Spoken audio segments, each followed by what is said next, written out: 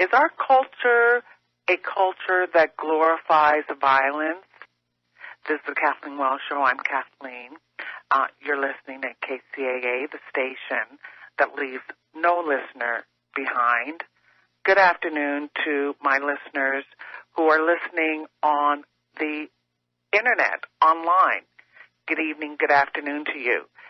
Today is Wednesday, January 9th. I was going to say June.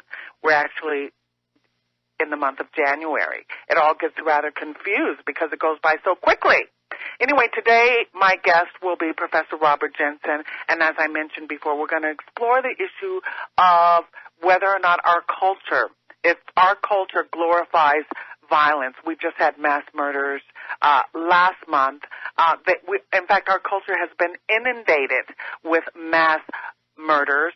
It has been inundated with gun violence, with homicides. I think annually we have 965 gun deaths each year. I think that stat is right.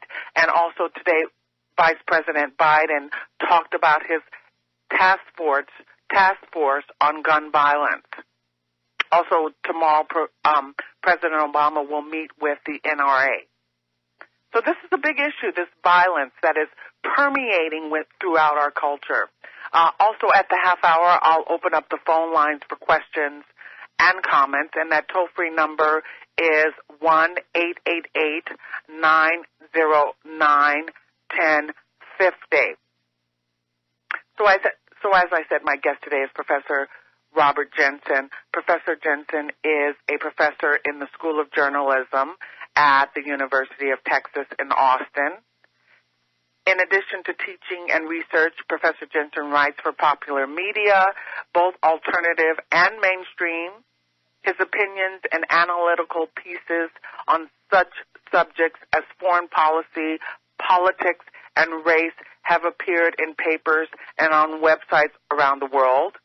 And in his latest book, which is titled Arguing for Our Lives, Critical Thinking in Crisis Times, he draws on more than 2 decades of classroom experience and community organizing and shares strategies on how to challenge conventional wisdom in order to courageously confront the crisis of our times, and offers a framework for channeling our fears and frustrations into productive analysis that can inform constructive action. Wow, I mean, that sounds like a mouthful. That sounds like a Herculean task, which I'm going to have to ask him about. So, his other book is All My Bones Shake, Seeking a Progressive Path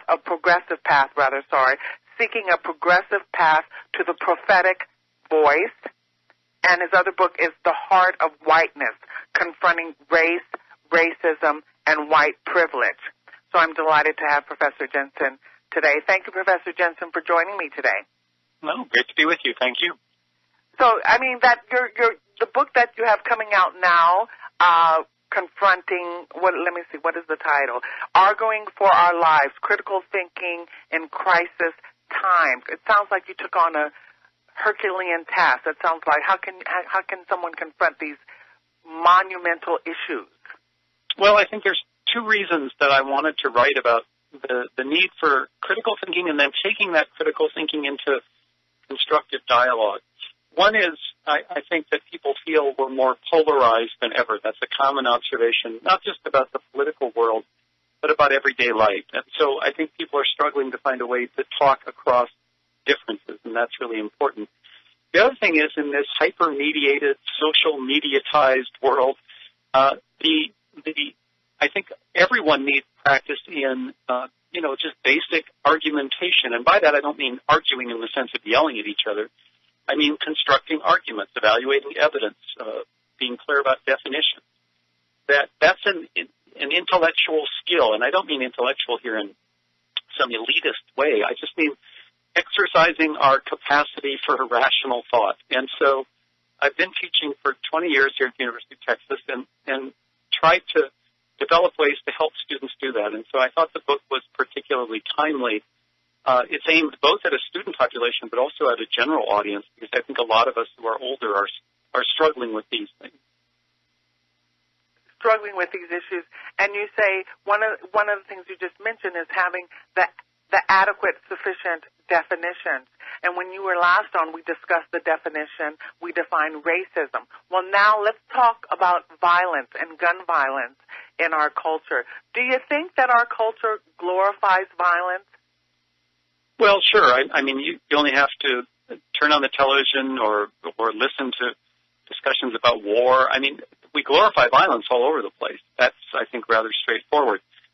But we also have to recognize that in some sense, societies, at least societies the last, 5,000, 6,000, 7,000 years, have glorified violence in some sense. We've always had a place for people, mostly men, who conquer through violence. A lot of our regular activities, such as sports, are incredibly violent, and we glorify that. So the evidence that we glorify in this culture, we glorify violence is everywhere, and it's also part of our history. I think the question is, what are the consequences of it? Just because violence is a part of human society and has been across time doesn't mean that all violence is the same or that we shouldn't be reacting to it. So I think that's where we have to ask the critical questions is, what does violence come to mean in this culture at this moment? What are the means by which that violence is carried out, and what do we as a decent human community want to do about that? Mm-hmm. But is it deeply embedded in our culture? In other words, America started in the beginning with annihilating First Nation people. Have you seen the movie Bowling for Columbine? That documentary that Michael Moore made? Yeah, I think it's important to recognize that there might be something distinctive about the United States and its own history. In doing that, of course, we don't want to pretend that the United States is the only violent society in the world. I mean, if you look at, for instance, any of the imperial powers of Europe, whether it's the British or the French or the Dutch or the Germans, they all carved out their own empires with incredibly violent means. You can go to other parts of the world. The Japanese empire of the 20th century was particularly violent. So violence is not unique to the United States, but I think you're right to say that there's something about the way in which our basic mythologies are woven into a kind of violence that was not just the violence of everyday war, but really genocidal levels of violence. This country wouldn't exist without the most extensive genocidal campaign in recorded human history, that is the European conquest of the Americas and nearly complete extermination of indigenous peoples. So there's been a particular kind of glorification of violence, or sometimes ignoring of violence in the history of the United States. But certainly the whole frontier mythology, the idea of conquering a wild continent, which of course requires violence.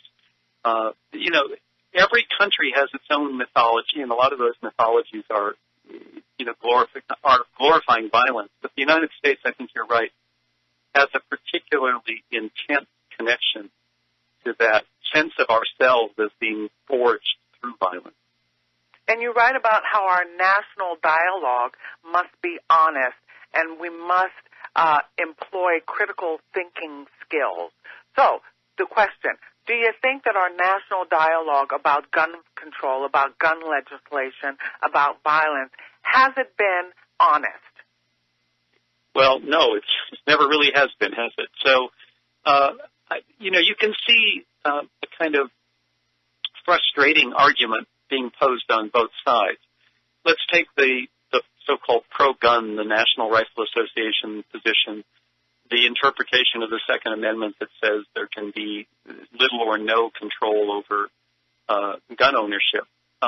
Well, that ignores one central point, which is that all of the research, all the statistics show that if you reduce the number of guns in a society, you'll reduce the number of gun deaths. That is, you'll reduce the number of suicides, the number of accidental shooting deaths, and the number of deaths that are attributable to guns in intense emotional situations.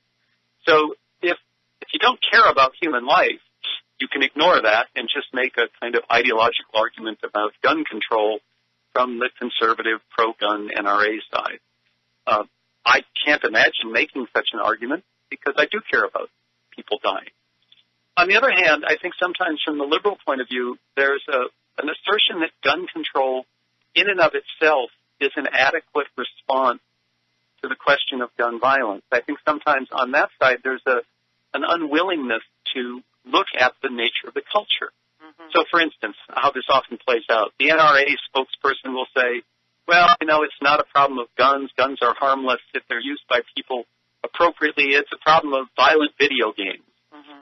And then the liberal response is, no, we need gun control. Violent video games aren't the issue. Mm-hmm. Well, I think, in fact, both things are an issue. We do need gun control, and we do need to think about the way that contemporary pop culture, for instance, is saturated with violence, often violence in a highly sexualized context.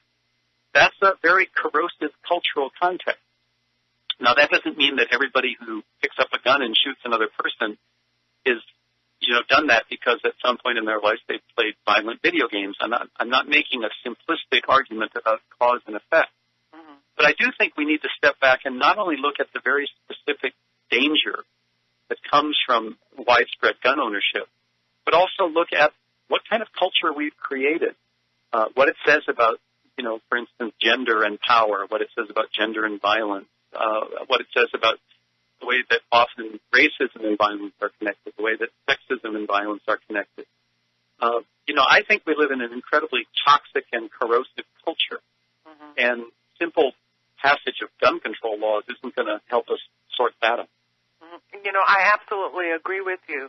And, we're going to take a break, but when we come back from the break, what I'd like to discuss the fact that 70%, data tells us that 70% of all mass murders are committed by white men. I think that's relevant. I think that's significant. I mean, if 70% of all mass murders were committed by Muslims, would we not mention that fact? Do you know? I think that's a good place to come back. Okay, so we're going to take a break, and my guest today is Professor Robert Jensen, who teaches at the School of Journalism at the University of Texas in Austin. So, Professor Jensen, we were just discussing the fact that 70% of all mass murders are committed by white men. I think this is relevant and that we should discuss it. Yet our mainstream media never mentions it. And I say if 70% of all mass murders were committed by Muslims, that fact would be known by Americans. Give me your thoughts. Well, I think there's two important points you're raising. One is about gender and one is about race. So the most obvious is the fact that virtually 100% of all large-scale violent acts, mass murder, these kinds of shootings, are committed by men. There's virtually never an incident where there's a woman at the trigger in this sense. So that says a whole lot about gender, about what it means to be a man, how we socialize boys and young men into masculinity, the way in which the concepts of conquest, control, domination are fused with our conventional notion of what it means to be a man. Well, if that's the way you raise boys, to think that to be a man means to be into control, to be able to dominate, then when a particular man kind of goes off the rails, violence and really even large-scale violence is hardly surprising. So there's a lesson about gender in all of this. But you're also pointing out another interesting fact, which is that these killers are disproportionately white, far beyond the proportion of white folks in the culture. And so what's that about? Well, here we're, I think, in the realm of speculation.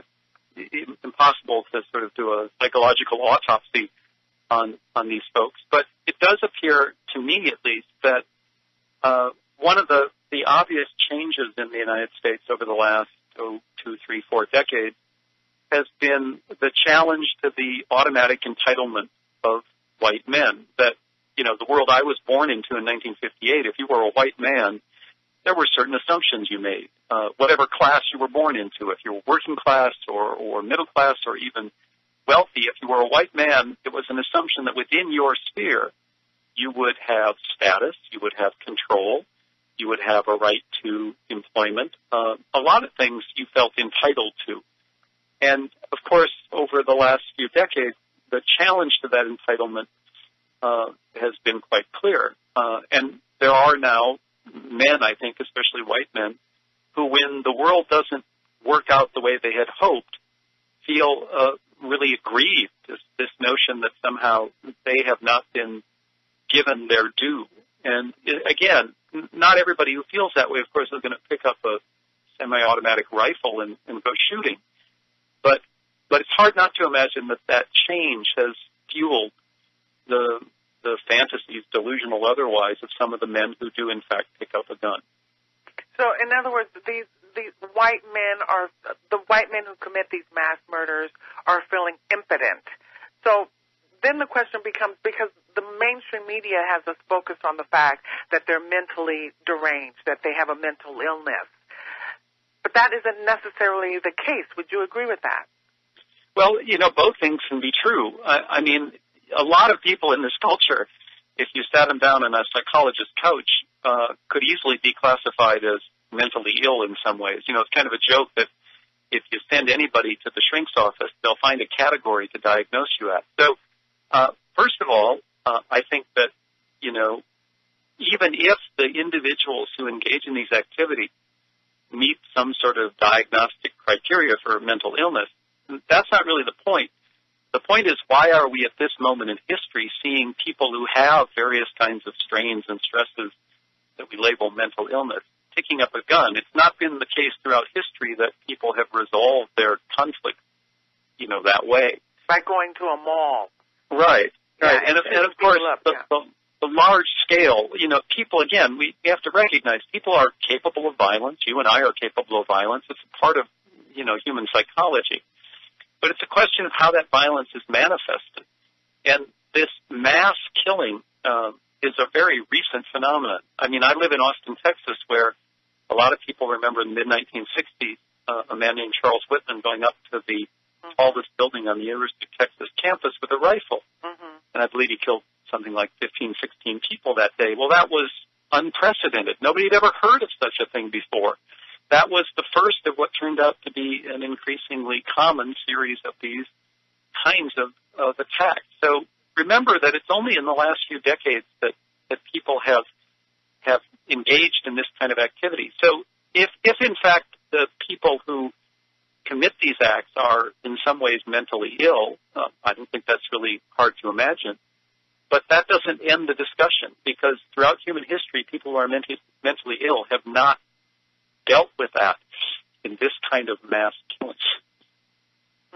And so there's this desire, this impetus to kill many people, to go to the mall, to go to the school, and to kill many people, mass murder.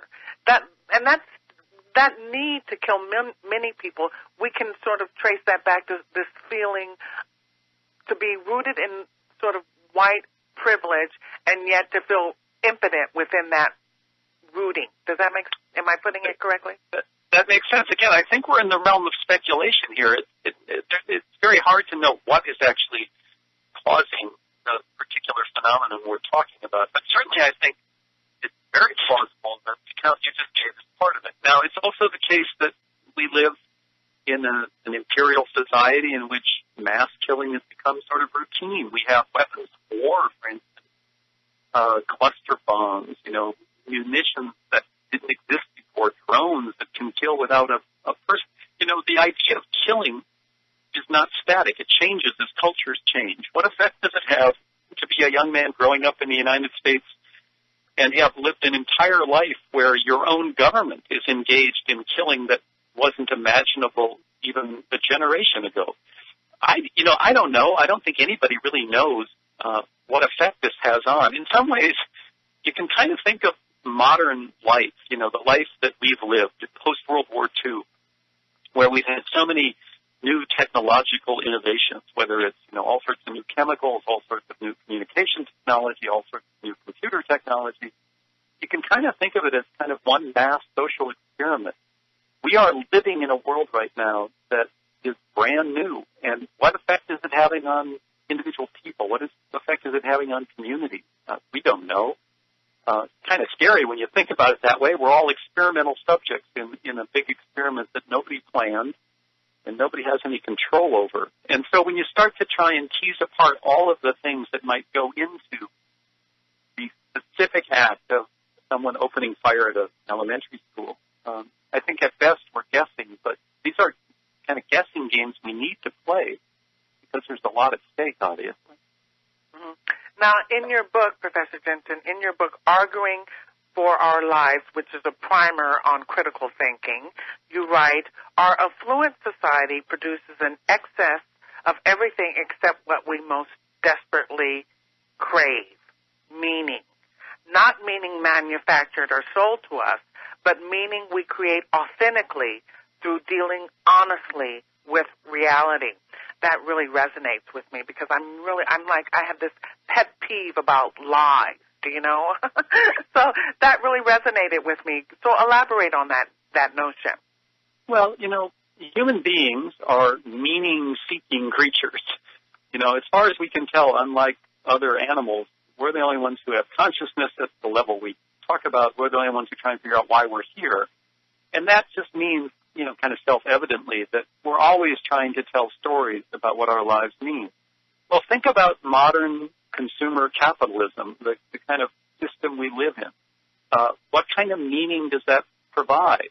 When people are lined up for the newest version of the iPhone, or when people are mobbing a store for the sale, what kind of meaning does that provide? Well, I think everybody knows quite well that it doesn't provide any meaning at all. It provides pleasure. It provides amusement. This culture provides us a lot of things like that. But pleasure and amusement are not the same thing as meaning. So I think part of what we're dealing with in this country, and again, we're in the realm of kind of speculation. We're philosophizing a bit here, but I think it's important to do that. What does it mean to live in a culture in which meaning is so rare? Well, the conventional places we go to find meaning, church and other places, aren't necessarily doing a very good job of filling that void. The political sphere, where people often go to find meaning, is increasingly degraded. People don't take that seriously. Socially, we spend less time together and more time alone in front of computers and other kinds of devices. So if you add all that up, I think what we have is pretty simply a crisis of meaning. And that's, to me, one of the central tasks in front of us for the next few decades.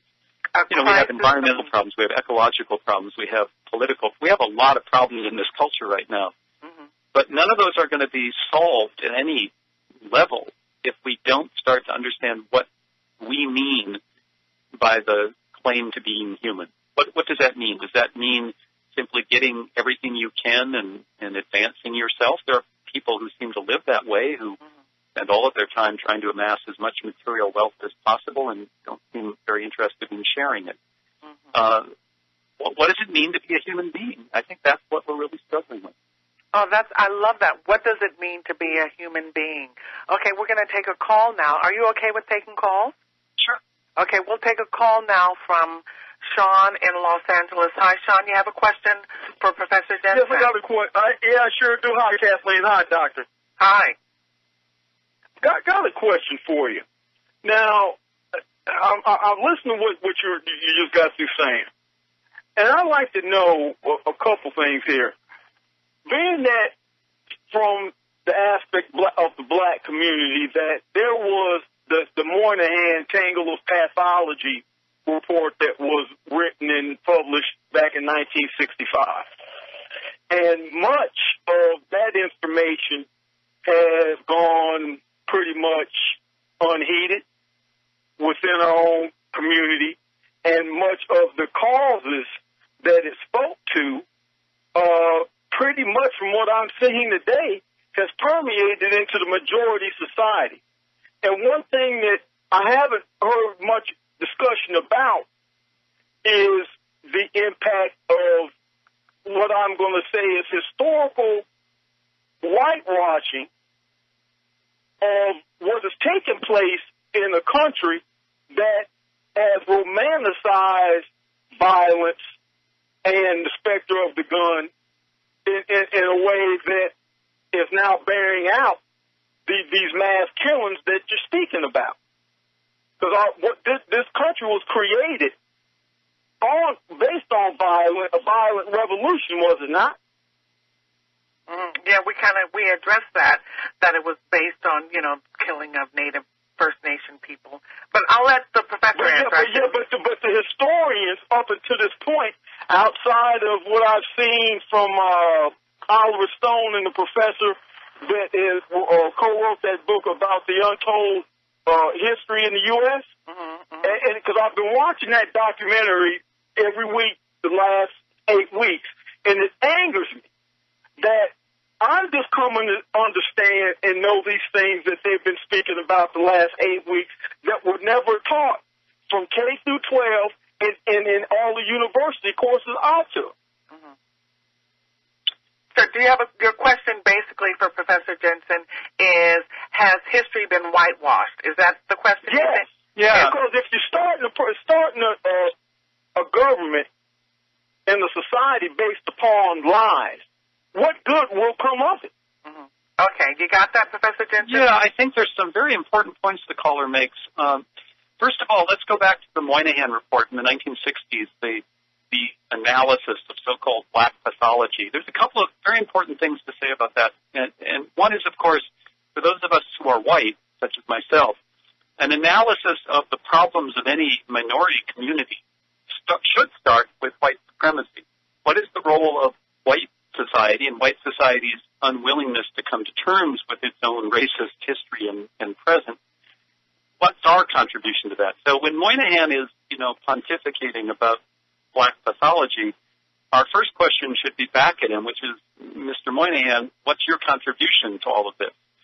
But the caller is making an interesting point that some of the trends that did, surface in that report, in that analysis, are in some sense trends we're dealing with not just in, a minority community, but across the whole society, and we're all suffering from it. And so I think that's an important point to make. The problems, of course, are not about individual black or white people or trends in that sense. It's about the kind of corrosive culture that I think your caller is pointing to.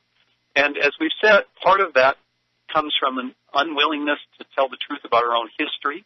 Again, every country has its own mythology about its past, but I do think the United States has been particularly reluctant to come to terms with that. And when I say the United States, I really should say the sort of dominant population, especially white America, which has been so hesitant to tell the truth about our history. Again, we're trying to pull together a lot of different strands to explain a set of problems, social problems today, that defy easy analysis. But I think we're on the right track when we look at an unwillingness to tell the truth about our past, an unwillingness to face some difficult realities about the present. I think what we're really talking about sort of at the base right now is a kind of fear. Not just a fear of people who might pick up a gun, but a fear of looking in the mirror honestly and reflecting on what kind of culture we've created at this point. Yeah, I was going to bring that up also, and fear of the other or the unknown. Well, Sean, do you have a follow-up? I think the follow-up is I guess based upon his understanding as to the current state of affairs and how they came to be.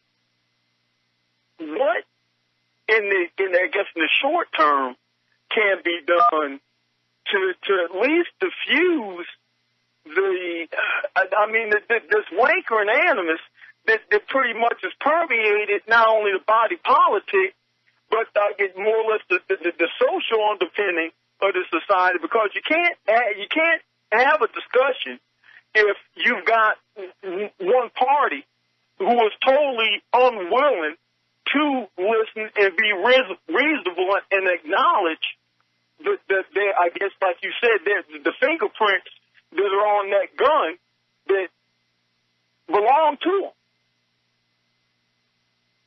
So you're saying the first thing in solving any problem is to admit that you got one, and I'm not seeing, at least from a good 51% of the population, to believe that they've got an issue or a problem. Okay, we're going to thank you, Sean, for calling in. We're going to take a break now. When we come back, I'll ask Professor Jensen to address exactly your question. The majority population isn't willing to address it. They have a problem. That's what we're going to get into. So we're going to take a break now. I don't hear the music. Do you guys hear the music? Yeah, there it is.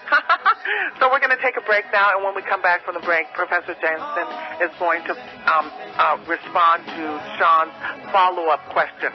The fact of the matter is the majority population, the white population, isn't willing to address the fact that they have a problem, that there is an issue. Also, we're going to look at this issue regarding fear. So join us on the other side of the break. We'll be right back. Thanks.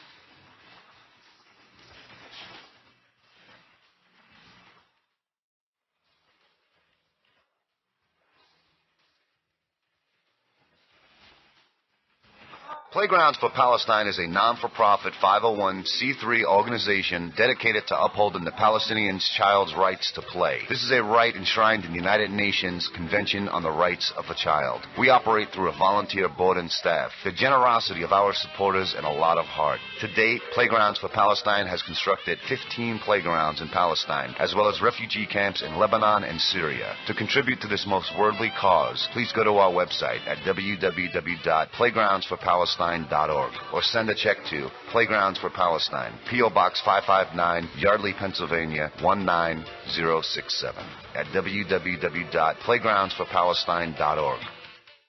Conscience International is an organization specializing in the delivery of medical aid to refugee victims of war and natural disasters. Since 1982, Conscience International has assisted refugees in the Middle East, Africa, the Caribbean, and Asia. The organization is led by Dr. James Jennings, whose life-saving efforts have been acknowledged by humanitarian awards from around the world. For more information and to make a tax-deductible donation to this worthy cause, please visit the Conscience International website at conscienceinternational.org.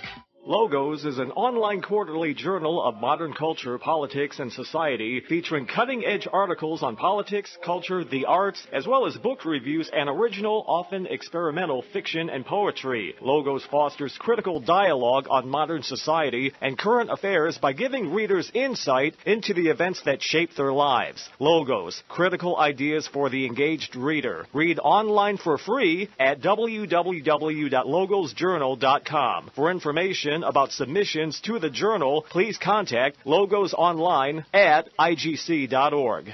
Real talk for real people, right here in the Inland Empire. We are 1050 AM, KCAA.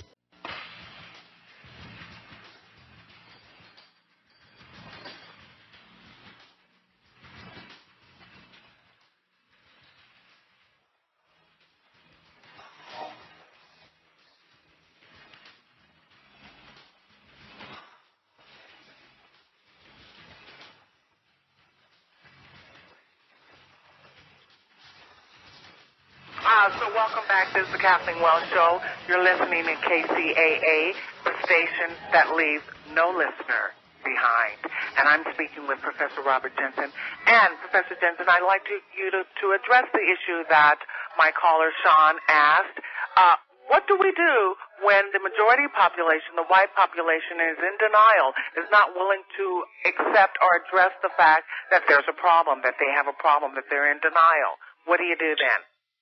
Well, I think historically what has worked is when people challenge the dominant culture from minority positions and enlist the help of some people within the dominant culture. So the civil rights movement, of course, was led by black and Chicanos who challenged white America and had some allies within the dominant culture. The feminist movement worked when women challenged men and had some allies within that group of men. So the general answer is pretty clear. There have to be social movements that raise these issues and put pressure on the dominant culture. I think it's unfortunately not the case that people are pushed to be self-reflective about their own privilege. I think that's one of the lessons of history, is that people in positions of unearned power and privilege don't naturally start to challenge themselves.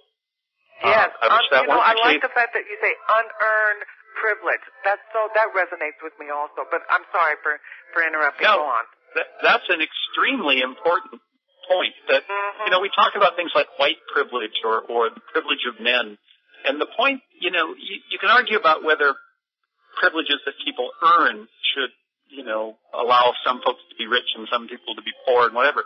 But when we're talking about race and gender and these things, we're talking about clearly unearned privilege that comes simply by the person you were when you were born. And no one can defend that. There's no moral or theological system that can defend that. So I never talk about privilege without first saying unearned privilege. And I think that's really important. And so, but to get back to the question, how do we challenge those with that unearned privilege to, reflect on it? Well, I think there's really always two arguments. One is a kind of principled argument that says if you really believe in the moral code you claim to believe in, you have an obligation to talk about injustice and to recognize your own place in a system that is unjust.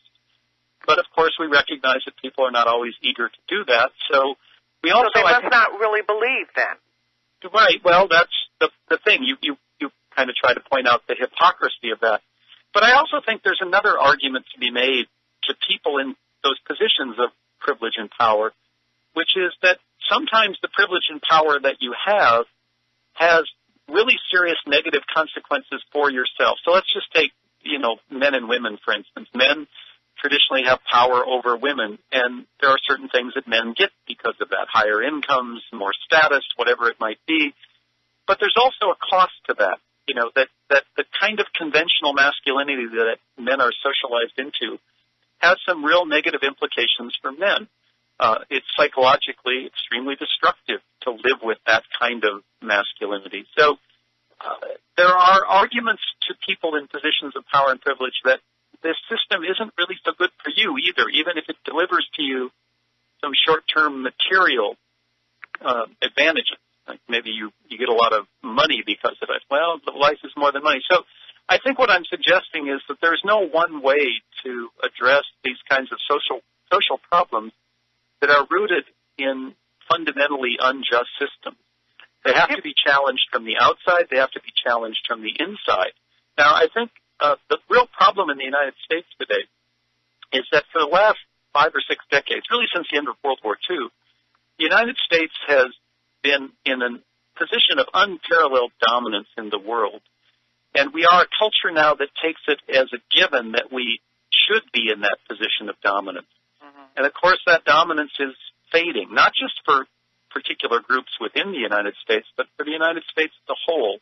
And I think we're back to this question of fear. I think that underneath the bravado of a lot of people's politics is actually a kind of fear, a fear that the United States is losing its position at the top of the world, a fear that the ecological crises we face, especially climate change, but not limited to climate change, are really putting us in a desperate position, a fear that we've created a culture, as we were speaking of earlier, that's so obsessed with consumption and pleasure and gadgets that some of the more deeper, more important aspects of human communities, solidarity and companionship and a real sense of communal bonding, that we're losing those things. I think people are afraid at lots of different levels. And, of course, you can't do anything with that until you start acknowledging the fear. And that's, I think, an important part of it.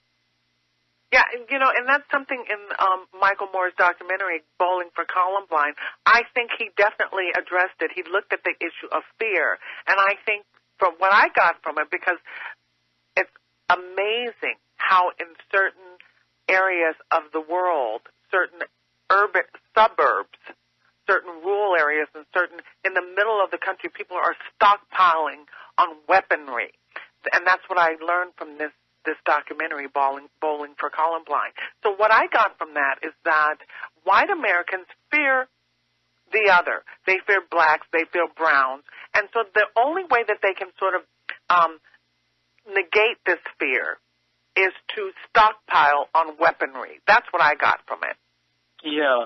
Well, this strategy that people at the top of the pyramid, remember that, we're talking about different kinds of groups, men, white people, but when you look at the real power in this country, the power to control the productive resources of the United States, we're talking about a pretty small group of people who, are the corporate titans of this world and the politicians who essentially work for them. Well, they're, using strategies that elites have long used, which is to make sure that people below them are in tension with each other. So, there's been a lot of research on this, that the fundamental reality of white supremacy in the United States, this black-white divide, goes back centuries when people in power were fearful that poor and working-class white people and black people, whether they were slaves or free, and indigenous people, might kind of organize together to challenge the power of the elites of colonial America. That would be the planters, the plantation owners, the merchants, the people who controlled shipping. And so this pitting of white against black has a long history, and it's part of a more general strategy that people in positions of power use. And that's about, again, generating fear. And if you are consumed by that fear, some number of people will deal with it by looking at what we would call, I think, illusory protection. Stockpiling guns is not going to protect you against the kind of social problems we're talking about. Stockpiling guns is not going to protect you economically when a corporate system doesn't care about individual workers. Stockpiling guns is not going to provide the kind of meaning we've been talking about that people seek so desperately. So these fear-based reactions are understandable in a sense. You can see why people do it. It just doesn't answer the deepest yearnings we have to create a better world. Mm-hmm. And we never have this kind of meaningful, deep, honest, straightforward dialogue, national dialogue. Our mainstream media is just merely focused on gun legislation. Yeah, I think that's true. Let's go back to race, because that's an important part of this. We've had two presidents that one could argue were in a position to start that conversation about race. The first was Bill Clinton, a white Southerner who claimed to want to start a national dialogue about race, but he never had the courage to do it honestly. He never had the courage to actually use his position as president to speak to white America and to speak bluntly.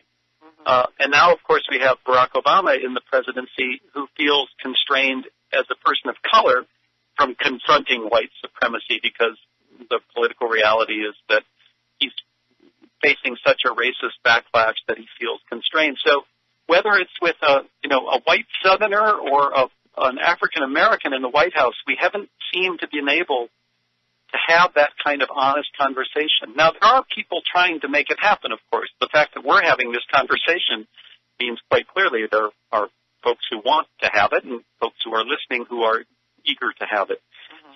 But I think, we have to recognize also in some sense that we've failed. The promise of the civil rights movement to open up that conversation has not played out that way. And again, as someone who is white, I would place the vast majority of the responsibility for that on white America.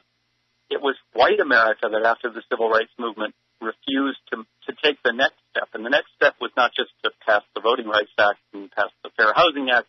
The next step was to really start to talk honestly about this history of white supremacy. And instead of doing that, white America actually turned the other way. And started mass incarceration. Right, and I think that, now we're on to another part of this puzzle. We started with gun violence, a specific tragic event. And as is always the case, if you take these things seriously, you can't stay focused only on that one question. We're talking about race. We're talking about gender. We're talking about how, as you just pointed out, that the one of the reactions of white America to the advances of the civil rights movement was to criminalize the black population to a large degree through the very arbitrary and racist enforcement of drug laws and create a brand new kind of industrial prison industrial complex. Michelle Alexander's important book, The New Jim Crow, points out that we essentially criminalize being black in certain parts of this country. Exactly. And that's a tragedy that, would be tragic in any sense. But in the aftermath of a civil rights movement in which we allegedly made progress on dismantling white supremacy, it's an especially heartbreaking fact to come to terms with. And again, there's no way around this. We either face this reality, as one of your callers pointed out, or we continue to fail. And every year that we fail, the consequences of these failures pile up, the economic, the ecological, the social, all coming together. I agree with you 100%, yes, and there's nothing wrong with acknowledging the failure. You see, I believe that the civil rights movement has failed also. When you have more than 800,000 young black men in prison, that's a failure.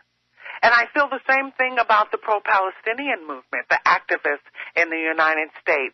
When you have most Palestinians off their land, when you have settlements continuing to be built, that's a failure to me. I think it's kind of, easy to look at and assess. It's not some complicated thing. You look at the consequences. Do you agree with me, Professor Jensen? I think you're absolutely right. Every movement for social justice is a combination of success and failure. And I think the need to reflect on what hasn't been achieved, we don't necessarily have to call it failure. Maybe we can call it the incomplete struggle. But certainly there's no space. That's a nice way to put it, incomplete. Yeah. But there's certainly, I think, for anyone who's been involved in an attempt to expand the scope of freedom and justice in this world, there's no space to rest on our laurels. Exactly. I think we see what happens. I mean, there are lots of examples of people who said to themselves, okay, well, that's taken care of, and now we can move on. And then the problems are never really uprooted. They simply, come around in other forms. So exactly. The disenfranchisement of the black population in the American South, for instance, that was dealt with through legislation. But the white supremacist attitudes out of which that disenfranchisement came didn't go away. And so, as you point out, we have a prison industrial complex that is really should be to the great shame of the United States. All of these things are in some sense harsh realities, but harsh realities don't go away just because you don't like looking at them. Exactly. Just because you put your head in the sand, it's not going to go away. You must face it squarely, I believe. You must face it and confront it to change it. Otherwise, it will exacerbate. It will get worse. Yeah, and just to make it clear, as someone who's white, I think the first and most important task for anyone in a dominant culture is to reflect on our own responsibility for this, and that's where I try to focus.